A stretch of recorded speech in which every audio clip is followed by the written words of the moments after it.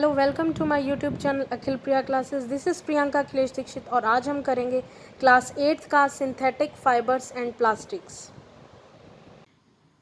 आज हम करने जा रहे हैं क्लास 8th का 3rd chapter synthetic fibres and plastics. तो हमने ऑलरेडी क्लास 6th और 7th में पढ़ा है कि फाइबर्स क्या होते हैं, कैसे फाइबर से पहले यार्न बनता है, देन फिर फैब्रिक बनता है। और हमने ये भी पढ़ा है कि जो हमारे टाइप्स ऑफ फाइबर्स होते हैं वो होते हैं natural fibre and synthetic man made fibre. Okay, तो नेचुरल फाइबर क्या है? जो हमें नेचुरली मिल रहे हैं फ्रॉम प्लांट्स एंड एनिमल्स, जैसे कि हमें प्लांट से मिल रहा था कॉटन और जूट, और हमें एनिमल्स से मिल रही थी सिल्क और वूल। और सिंथेटिक फाइबर्स में तो हम जो भी पढ़ेंगे, हम आज क्लास 8th के 3rd चैप्टर इसी पर्टिकुलरली इस सिंथेटिक फाइबर्स के बारे में ही पढ़ेंगे। मेरे वीडियो के डिस्क्रिप्शन बॉक्स में क्लास 6th की वीडियो फाइबर टू फैब्रिक का लिंक दे रखा है, उसको आप टैप करके अपने पुराने कंसेप्ट्स को रिवाइज कर सकते हैं। आज हम स्टार्ट करते हैं सिंथेटिक फाइबर से। ओके, तो जो सिंथेटिक फाइबर होता है वो क्या होता है कि नेचुरली नहीं मिल रहा हमें क्या मिल रहा है, केमिकली उसको बनाना पड़ता है। ठीक है, और वो क्या होता है कि उसमें हम एक लॉन्ग चेन बनाते हैं सिंगल यूनिट की। तो चलिए इसकी डेफिनेशन देख लेते हैं। Synthetic fibres are made up of polymers that do not occur naturally and are produced by chemical processes. तो सबसे पहले याद रखना है आपको कि ये पॉलीमर्स जो हैं उनसे बनते हैं, नेचुरली नहीं बनते हैं, और केमिकल प्रोसेस से बनते हैं। ओके, तो आप लोगों को ये याद रखना है क्योंकि सिंथेटिक फाइबर कौन से हैं? Man made. ठीक है, तो इसे हम क्या करते हैं, केमिकली प्रोसेसेस से बनाते हैं और पॉलीमर्स की रेपिटेशन से बनाते हैं। अभी जैसे हम आगे बढ़ते जाएंगे आप लोगों को और क्लियर होता जाएगा। तो चलिए सबसे पहले हम बात करते हैं जो पॉलीमर होता है। जैसे कि पॉलीमर है, पॉलीमर में क्या होता है, पॉली का मतलब होता है मैनी। ओके, मर का मतलब होता है यूनिट। अगर एक सिंगल यूनिट को बहुत बार जोड़ दिया जाए तो क्या बनता है, एक पॉलीमर। जैसे कि मान लीजिए मर, यानी कि मर जो है एक सिंगल यूनिट है, उसको मैं बहुत बार रिपीट करके जोड़ दूं, कंबाइन कर दूं, तो वो क्या बन जाएगा, पॉलीमर। तो बेसिकली पॉलीमर क्या होगा, made up of many repeating units.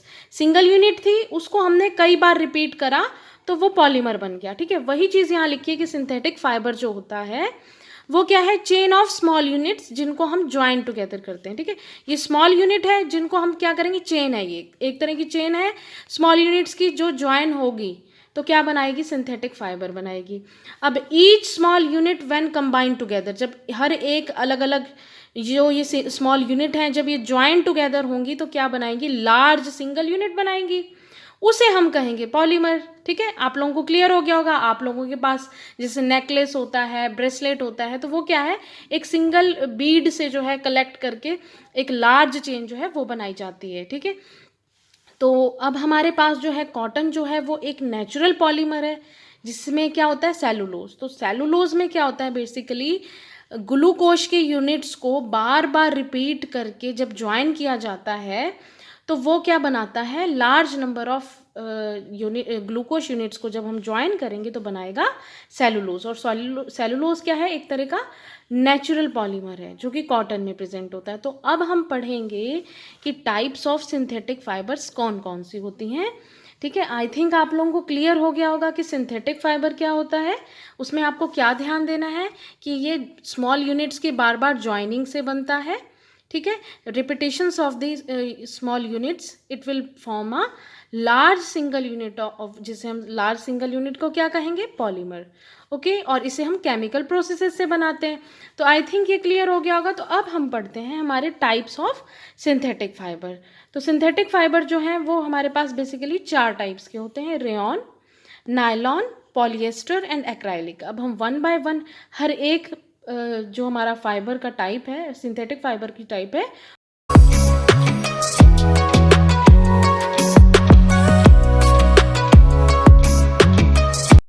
उसको पढ़ते हैं। रेयॉन क्या है, रेयॉन जो है उसको हम बोलते हैं आर्टिफिशियली सिल्क। आप लोगों को पता है कि जो ओरिजिनल सिल्क होता है, जो हमें सिल्क वॉर्म के बॉडी से मिलता है, तो सिल्क वो जो ओरिजिनल सिल्क होता है वो बहुत कॉस्टली होता है, ठीक है। तो क्योंकि ये मैन मेड है, ये क्या है, एक आर्टिफिशियल सिल्क है। इसको हम कैसे ऑब्टेन करते हैं? From the chemical treatment of wood pulp. Wood pulp क्या है? एक नेचुरल प्रोसेस, नेचुरली अकरिंग है, ठीक है।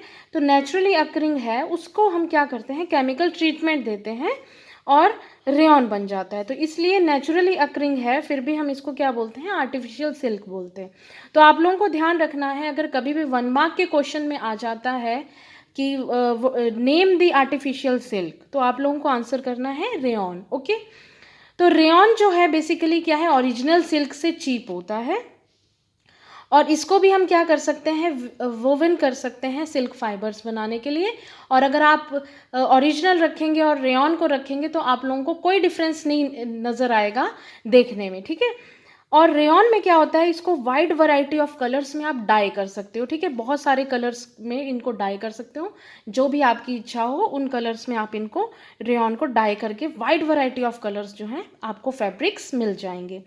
जब रेयॉन को हम मिक्स करते हैं कॉटन के साथ तो क्या होता है, बेडशीट्स बनती हैं। और जब हम रेयॉन को मिक्स करते हैं वूल के साथ तो वो यूज़ होता है कारपेट्स बनाने में। तो आई थिंक कि रेयॉन आपको क्लियर हो गया होगा, ठीक है। आप जो है स्क्रीनशॉट ले सकते हैं, आपके नोट्स बनाने में ये इजी रहेंगे। तो आप क्या कर सकते हैं, इसका स्क्रीनशॉट जो है लेते रहिए आपको, क्योंकि स्टेप वाइज लिखा है, ये आपको लर्न करने में भी इजी रहेगा और आपको नोट्स प्रिपेयर करने में भी इजी रहेगा। तो अब हम करते हैं हमारे सिंथेटिक फाइबर की सेकेंड टाइप,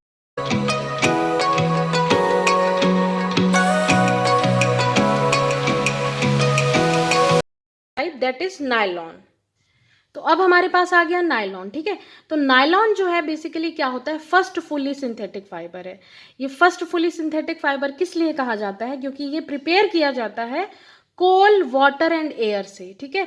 इसके प्रिपरेशन में, यानी कि नायलॉन की प्रिपरेशन में कोई भी नेचुरल रॉ मटेरियल यूज नहीं होता, इस वजह से इसको फर्स्ट फुली सिंथेटिक फाइबर बोला जाता है। ये भी 1 मार्क के क्वेश्चन में अगर आ जाता है आपके पास कि name the first fully synthetic fibre, तो आप आंसर करेंगे नायलॉन, ठीक है। क्यों इसको अगर ये भी आ जाता है कि why it is named so, कि इसे फर्स्ट फुली सिंथेटिक फाइबर क्यों कहा जाता है, तो आपको आंसर देना है because it is made without using any natural raw material. किसी भी नेचुरल रॉ मटेरियल के यूज के बिना बनाया जाता है, इसलिए फुली सिंथेटिक फाइबर है, ओके। अब हम पढ़ते हैं कि क्या क्या कैरेक्टरिस्टिक्स हैं हमारे नायलॉन में। तो नायलॉन जो होता है बहुत ही स्ट्रांग होता है, इलास्टिक होता है, बहुत ही लाइट वेट होता है। लाइट वेट होने की वजह से ये इजी टू वॉश होता है। और नायलॉन में क्या होता है, लश्चर होता है, यानी कि शाइनिंग होती है। शाइनिंग होने की वजह से और इजी टू वॉश होने की वजह से ये बहुत सारे क्लोथ्स बनाने में, प्रिपेयर करने में यूज़ होता है नायलॉन। अब क्या है, एक इसका बहुत ही इम्पॉर्टेंट और जो हमारे पास कैरेक्टरिस्टिक्स है वो ये है कि नायलॉन जो है उसको हम यूज़ करते हैं पैराशूट्स और रोप्स जो बनाई जाती हैं रॉक क्लाइंबिंग, और रोप्स जो बनाई जाती हैं रॉक क्लाइंबिंग के लिए, उनके लिए यूज़ होता है। तो यहाँ पर क्या है, एक क्वेश्चन जो है अराइज होता है। ये क्वेश्चन इंपॉर्टेंट है, ये 2 मार्क्स या 1 मार्क्स के क्वेश्चन में आपको आ जाता है कि why nylon is used for preparing parachutes and ropes for rock climbing, ठीक है। तो इसका आंसर क्या है कि क्यों यूज़ किया जाता है पैराशूट बनाने में और रोप्स बनाने में रॉक क्लाइंबिंग के लिए। तो वो इसलिए यूज़ होता है नायलॉन बिकॉज नायलॉन जो है बहुत ही स्ट्रांग होता है, इवन इतना स्ट्रांग है कि स्टील वायर से भी स्ट्रांग होता है। इस वजह से हम जो है नायलॉन को यूज़ करते हैं पैराशूट्स बनाने में और रॉक क्लाइंबिंग की रोप्स बनाने में, ठीक है, रस्सी जो बनती है, ओके। अब ये आपको याद रखना है, ये क्वेश्चन बन जाता है आपका, ठीक है। तो अब नायलॉन जो है उससे क्या बनती है, हमारी सॉक्स बनती है, रोप्स बनते हैं, टेंट्स जो बनते हैं, टूथ ब्रशेज इवन जो आप कर रहे हैं, ठीक है, वो भी किससे बने हुए हैं, उनके ब्रशेज जो ब्रिसल्स हैं वो बने हुए हैं ब्रिसल्स नहीं, जो आपका टूथ ब्रश है वो किससे बना है, नायलॉन से, ठीक है। कार की जो सीट बेल्ट्स होती हैं, स्लीपिंग बैग्स होते हैं जो ट्रैवलिंग में अक्सर यूज़ करते हैं हम लोग, कर्टेन्स होते हैं, ये सारे किससे बने होते हैं, नायलॉन से। आपने देखा है कि जो आपके कर्टन्स होते हैं उनमें कितनी शाइनिंग होती है, लश्चर होता है उनके अंदर, ठीक है। और बहुत ही लाइट वेट होते हैं, ईजी टू वॉश होते हैं, इवन इतना लंबा होने के बावजूद भी। सो अब हम करेंगे हमारा third type of synthetic fibre, that is polyester. तो पॉलिएस्टर में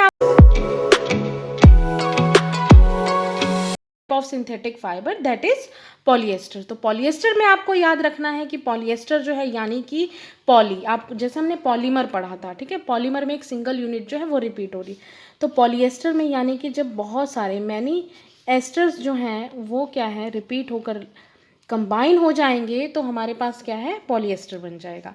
तो अब पढ़ते हैं कि पॉलिएस्टर की क्या क्या क्वालिटीज़ हैं। पॉलिएस्टर जो है बेसिकली क्या होता है, रिंकल फ्री फैब्रिक होता है।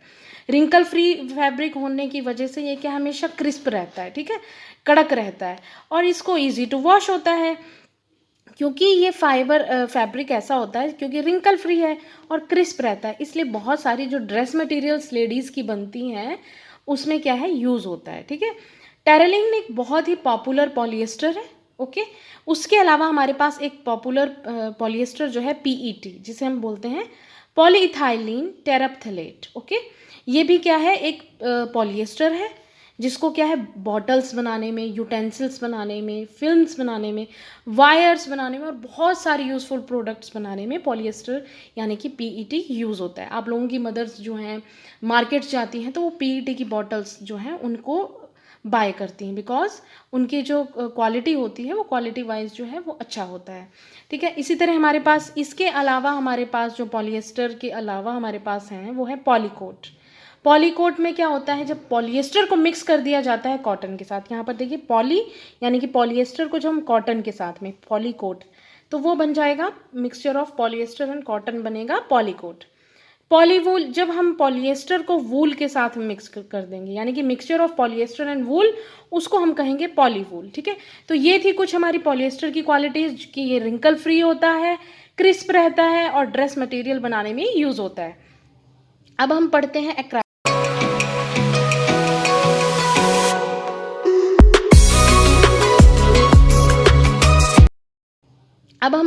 एक्राइलिक के बारे में। अब हमारी फोर्थ टाइप जो है सिंथेटिक फाइबर की वो है एक्राइलिक, ठीक है। तो एक्राइलिक कहाँ यूज़ होता है, स्वेटर, शॉल्स, ब्लैंकेट्स जो हम विंटर्स में यूज़ करते हैं उसमें एक्राइलिक यूज़ होता है। एक्राइलिक जो है एक बहुत ही चीप फैब्रिक होता है, जैसे कि आप जो नेचुरल वूल होती है, ठीक है, तो वो क्या होता है कॉस्टली होता है, लेकिन जैसे एक्राइलिक क्या होता है शॉल, स्वेटर्स और ब्लैंकेट्स बनाने में यूज़ हो रहा है तो वो क्या होता है चीप होता है। Available in variety of colours, बहुत सारी वैरायटीज़ जो होती हैं, कलर्स जो होते हैं उनमें अवेलेबल होता है। अफोर्डेबल होता है, सबसे पहली बात कि अफोर्डेबल होता है, कोई भी इसको इजीली परचेज कर सकता है, बाय कर सकता है, और ड्यूरेबल होता है, ड्यूरेबिलिटी बहुत अच्छी होती है सिंथेटिक फाइबर्स की, so that is why affordable और ड्यूरेबल होता है। तो अब हमें एक चीज़ नोट करने वाली है और ये आपका एक क्वेश्चन भी बनता है, ठीक है, इसको आप ध्यान रखिएगा और इनका स्क्रीनशॉट आप लेते रहिएगा, और कोई चीज़ आपको नहीं समझ आ रही आप रिवर्स ऑर्डर में वीडियो को देखकर क्लियर कर सकते हैं। यहाँ पर एक क्वेश्चन जो अराइज हो रहा है वो है कि जो सिंथेटिक फाइबर्स हैं वो कभी भी एडवाइस नहीं किए जाते कि जब हम किचन में काम कर रहे हैं या लेबोरेटरीज में काम कर रहे हैं तो हमें सिंथेटिक फाइबर्स जो है वो नहीं पहनना चाहिए। ऐसा क्यों होता है, तो ऐसा इसलिए होता है because synthetic fibres melts on heating if catches the fire.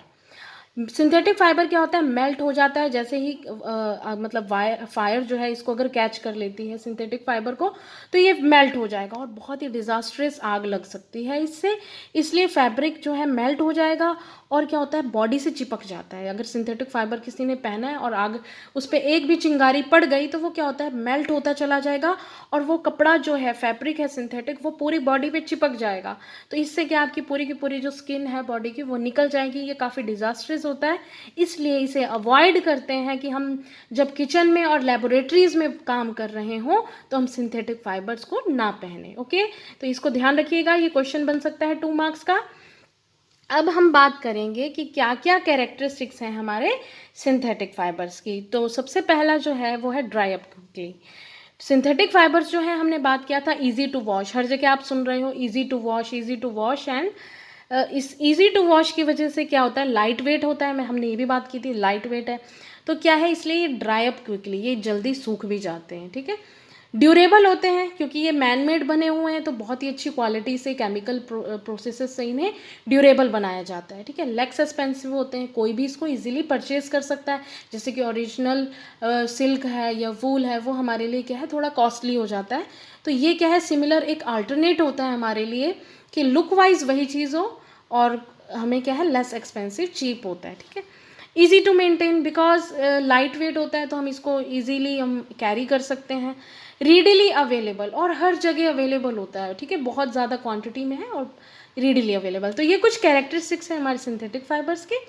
तो अब हमने क्या, अपने जो चैप्टर का हमारा नाम है सिंथेटिक फाइबर, वो जो है हमने एक पार्ट हमने कर लिया है, और जो सेकंड नेम है हमारा प्लास्टिक चैप्टर का, तो अब हम आप स्टार्ट करने जा रहे हैं प्लास्टिक को, ठीक है। तो यहाँ पर आप देख रहे होंगे कि लीनियर है, ये जैसे हमने बात की थी, क्योंकि प्लास्टिक भी जो है एक बेसिकली क्या होता है, एक पॉलीमर होता है जिसमें या तो कोई भी यूनिट जो है चेन में कनेक्ट हो रहा है, कंबाइन हो रहा है, लीनियरली कंबाइन हो रहा है, या फिर उसको क्रॉस लिंक ज्वाइन हो रहा है, ठीक है। तो अब हम पढ़ लेते हैं कुछ कैरेक्टरिस्टिक्स प्लास्टिक्स के बारे में। कुछ प्लास्टिक्स जो होते हैं उनमें अरेंजमेंट कैसा होता है, लीनियर यानी कि ऐसा, ठीक है। कुछ प्लास्टिक्स में क्या होता है, क्रॉस लिंक इस तरह का होता है। Available in all possible shapes, अब आपको पता है कि जो प्लास्टिक होते हैं वो हमारे पास डिफरेंट वैरायटी ऑफ शेप्स और साइजेस में अवेलेबल होते हैं, ठीक है। उसके बाद क्या होता है, इजीली मोल्डेबल होते हैं, जो हमारा प्लास्टिक होता है उसको किसी भी तरह इजीली मोल्ड कर सकते हैं। प्लास्टिक्स को रिसाइकल कर लेते हैं, रीयूज़ कर सकते हैं, रिसाइकल करके उसको रीयूज़ करके दोबारा, क्योंकि वो डिफॉर्म हो जाते हैं इसलिए उसे पिघाल कर मेल्ट करके हम दूसरी शेप दे सकते हैं, तो रीयूज़ हो जाएंगे। कोई भी कलर दोबारा हम उसको दे सकते हैं, मेल्ट कर सकते हैं, रोल करके हम शीट्स बना सकते हैं, वायर्स बना सकते हैं, टॉयज़ बना सकते हैं, बहुत कुछ बना सकते हैं, ठीक है। उसके अलावा क्या है, some plastics can bend easily while some break, कुछ प्लास्टिक आपने देखा होगा कि आप उसको इजीली बेंड कर सकते हो, ठीक है, लेकिन कुछ प्लास्टिक आप जैसे ही बेंड करोगे तो वो टूट जाती है। वो क्यों ऐसा होता है वो अभी हम पढ़ेंगे, आप लोगों को क्लियर हो जाएगा। तो अभी हमने प्लास्टिक के बारे में पढ़ लिया, ठीक है। अब हमारे पास आता है टाइप्स ऑफ प्लास्टिक। प्लास्टिक के भी टाइप्स होते हैं, एक पहला टाइप होता है थर्मोप्लास्टिक है, तो एक होता है थर्मोसेटिंग प्लास्टिक, ठीक है। तो हम पहले चलिए पढ़ते हैं थर्मोप्लास्टिक के लिए। ऐसा करिए, आप इसका स्क्रीनशॉट ले लीजिए, आपको नोट्स बनाने में ईजी होगा, ठीक है। आप इसका स्क्रीनशॉट ले लीजिए। अब मैं स्टार्ट करती हूँ थर्मोप्लास्टिक से। As the name suggest, thermoplastic यानी कि हीट। जब हम इस प्लास्टिक को, थर्मोप्लास्टिक के जो है, अगर मैं उसको हीट दूंगी तो वो क्या करेगा, मेल्ट हो जाएगा, डिफॉर्म हो जाएगा। The plastics which get deformed easily on heating, heat करने पर जो प्लास्टिक डिफॉर्म हो जाएगा और जिनको बेंट करके दोबारा रिफॉर्म कर सकते हैं किसी भी शेप में, तो उसको हम बोलते हैं थर्मोप्लास्टिक, ठीक है। तो इसके एग्जाम्पल होते हैं पॉलीथीन और पीवीसी, तो ये इसके एग्जाम्पल होते हैं। और ये क्या, जो थर्मोप्लास्टिक है ये यूज़ किए जाते हैं टॉयज़ बनाने में, कॉम्स बनाने में। आप लोगों ने देखा होगा कि जब हम कॉम को बेंट करते हैं तो क्या हो जाता है, वो टूट जाता है, ठीक है, जो नॉर्मली थर्मोप्लास्टिक से बने होते हैं। तो वेरियस टाइप ऑफ कंटेनर्स, जो प्लास्टिक के कंटेनर्स बने होते हैं उसमें भी जो है हमारा थर्मोप्लास्टिक्स यूज़ किया जाता है। आपको थर्मोप्लास्टिक में क्या याद रखना है कि जब हम इसको हीट करते हैं, यानी कि जब हम इसको हीट करेंगे तो ये क्या हो जाएगा, डीफॉर्म हो जाएगा, डीफॉर्म होगा और बेंट हो जाएगा इजीली, ठीक है। तो ये आपको याद रखना है थर्मोप्लास्टिक में। अब बात करते हैं हमारे thermosetting. As the name suggest, thermosetting, कि अगर हमने इसको एक बार हीट दे दी और ये फिर सेट हो जाएगा, ठीक है। याद रखना है, ऐसे नाम से ही इसको याद रखिए कि एक बार हीट देने के बाद जब ये सेट हो जाएगा तो इसको सॉफ्ट करना या इसको मोल्ड करना इजी नहीं होगा, ठीक है, बेंट नहीं कर सकते। The plastics which moulded once can not be softened by heating, अब इसको हीटिंग से हम दोबारा मोल्ड नहीं कर सकते हैं। तो इस तरह की जो हमारे प्लास्टिक्स होंगे वो होंगे थर्मोसेटिंग प्लास्टिक्स। इसके एग्जाम्पल है बेकलाइट और मेलामीन, ठीक है।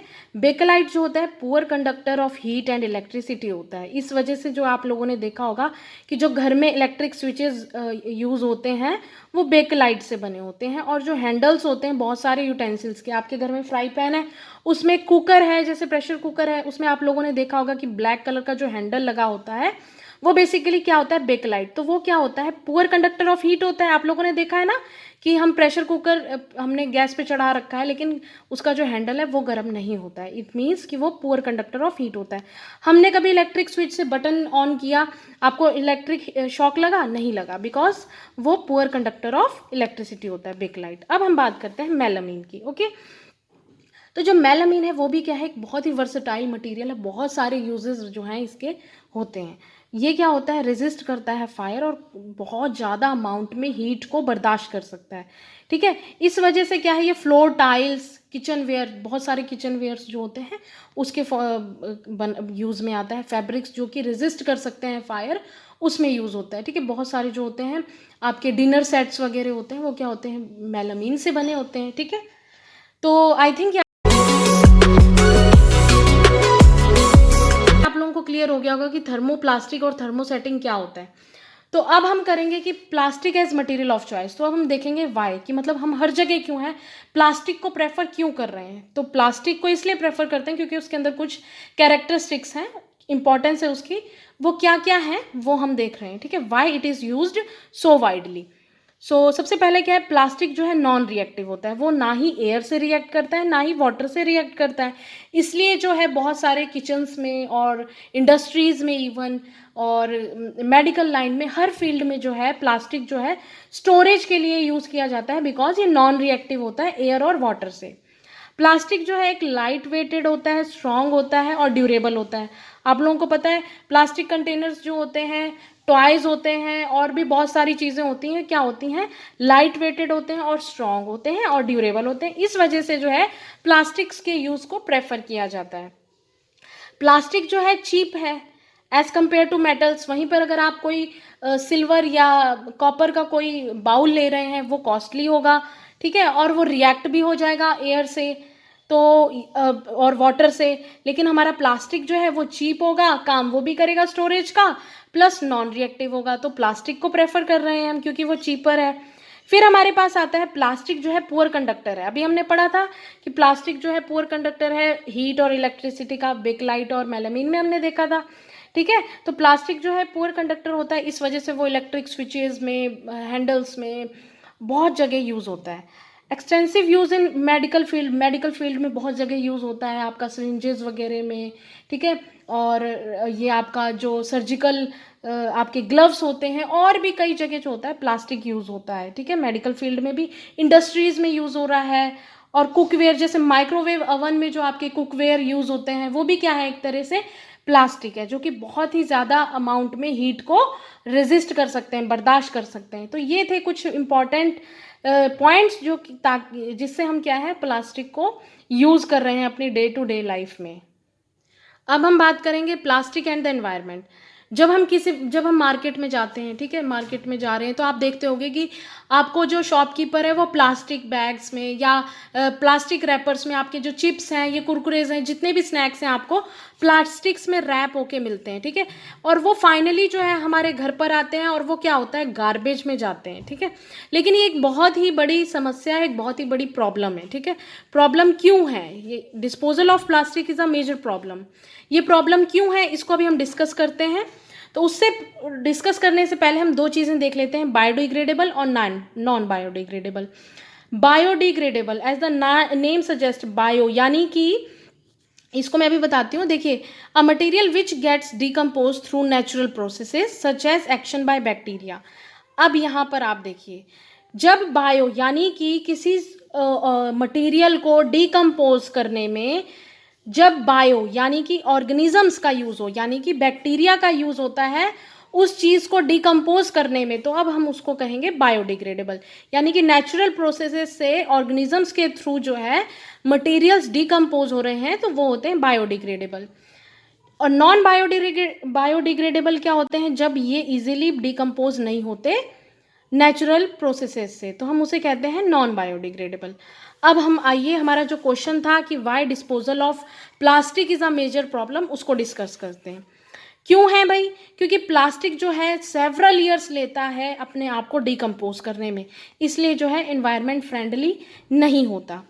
इसकी वजह से क्या होता है, अगर हम बहुत सारा हीप है हमारे पास गार्बेज का, हमारे पास कूड़े का ढेर है, गार्बेज का ढेर है, उसमें बहुत सारे प्लास्टिक्स हैं, तो वो क्या होंगे, ईजिली बर्नट नहीं होते, ठीक है। हम उसको अगर हम बर्न भी कर देते हैं तो उसमें से निकलने वाली जो गैसेज हैं वो क्या करते हैं, एनवायरनमेंट पॉल्यूशन करते हैं।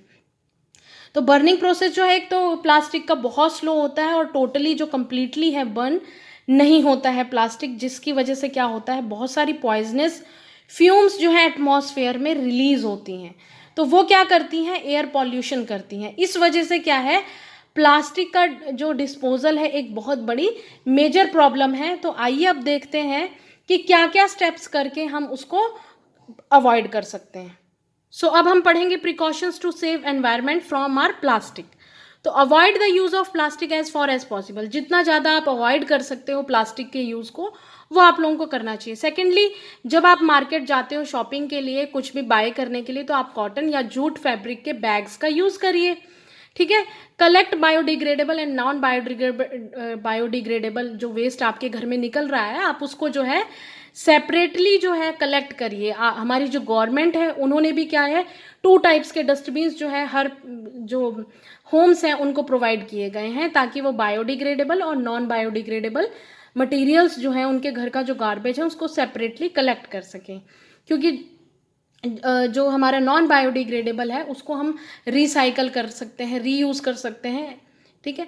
Do not throw garbage in roads और वाटर बॉडीज। अब जैसे कि आप किसी पार्क में गए, वहाँ कोई लेक है, तो आप वाटर बॉडीज यानी कि उस लेक में कोई भी पॉलीथीन बैग्स नहीं डालें, और क्योंकि जब उसको एनिमल ईट करेंगे तो उनको जो है वो उनको हार्म करेगा, ठीक है, जिससे हमारी स्पीसीज जो है एंडेजर्ड हो जाएंगी। और इसी तरह जब आप रोड में अपनी कार से कोई भी रैपर्स जो हैं उसे थ्रो नहीं करिए, उन्हें एक बैग में कलेक्ट करके आप डस्टबिन में थ्रो करिए। ओके, ये तो कुछ प्रिकॉशंस थे जिनसे हम बच सकते हैं प्लास्टिक के यूज़ के बारे करने में।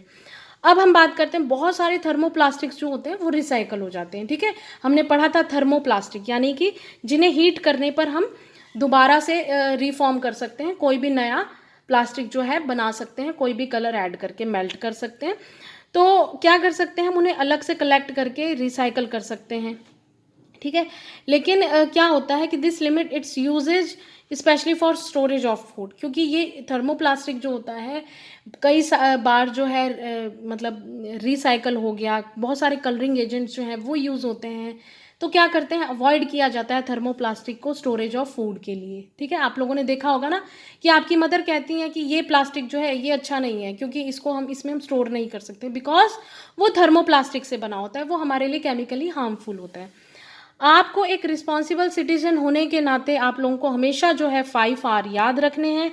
Reduce, reuse, recycle, recover, refuse. Okay, reduce करना है आपको प्लास्टिक के यूज़ को, रीयूज़ करना है यानी कि जो थर्मोप्लास्टिक्स हैं आप बायोडिग्रेडेबल, नॉन बायोडिग्रेडेबल मटेरियल्स को अलग अलग कलेक्ट करिए, उन्हें क्या है रीयूज़ हो सकता है, उन्हें हम फिर रिसाइकल कर सकते हैं, रिकवर कर सकते हैं, ठीक है, और फिर रिफ्यूज़ कर सकते हैं, ठीक। तो ये चीज़ें जो है आप लोगों को एज अ रिस्पॉन्सिबल सिटीजन याद रखनी है, ये 5R है। यहीं पर जो है हमारा 3rd चैप्टर क्लास 8th का जो है क्लोज होता है। आई थिंक आप लोगों को वीडियो अच्छी लगी होगी।